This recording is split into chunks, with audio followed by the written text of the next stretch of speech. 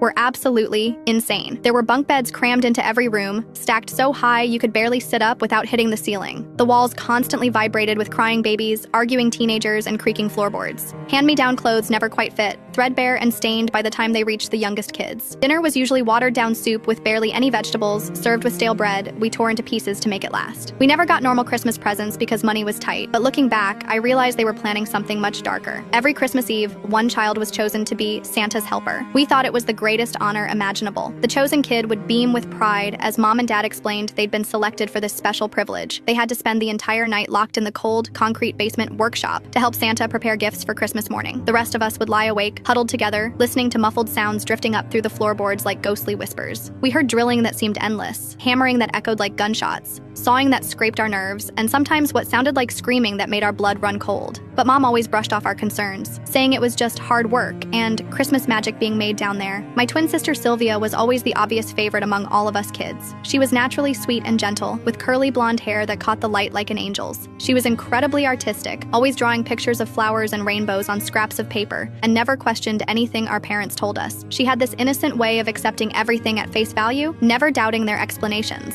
Last Christmas Eve, when we were both 8 years old, she was chosen to be Santa's helper. The rest of us were genuinely jealous. Sylvia practically glowed with happiness as Dad led her down the creaking wooden stairs. I remember lying in the top bunk that night, staring at the water-stained ceiling and counting brown spots. My younger brother Jake was tossing and turning below, and I could hear other kids whispering nervously in the darkness. The sounds from below got really bad around midnight. Sylvia's screaming was completely different from previous years when other siblings had been chosen. It was more desperate, more raw, more terrified, like an animal caught in a trap. When I tried to sneak downstairs to check on her, Dad was waiting at the basement door like a guard. His eyes looked wild and unfocused, and he blocked my path, firmly saying Santa needed complete focus for his important work. Christmas morning came gray and cold, but there were no presents under our pathetic little tree. Dad nervously explained that Santa was running behind schedule, and we would get our gifts later. His voice cracked, and he kept wringing his hands. But Sylvia never came upstairs for breakfast, lunch, or dinner. When we kept asking where she was, our voices getting more panicked, Mom would start crying uncontrollably and repeat that Santa took his very best helper back to the North Pole with him. I snuck down to the basement that afternoon while everyone else was napping. The door was unlocked for the first time in hours. What I found still haunts my nightmares. Sylvia tied tightly. There were fresh drill holes in arm. A crumpled note nearby was written in Dad's unmistakable handwriting. Practice makes perfect helpers. I screamed louder than I ever had in my life. The police arrived within hours after neighbors called about the noise. Sylvia miraculously survived. All 13 of us kids were immediately separated and sent to different foster homes scattered across the state. We haven't seen each other since that terrible day. We miss you every single day, Sylvia. I hope you found a real family who loves you properly.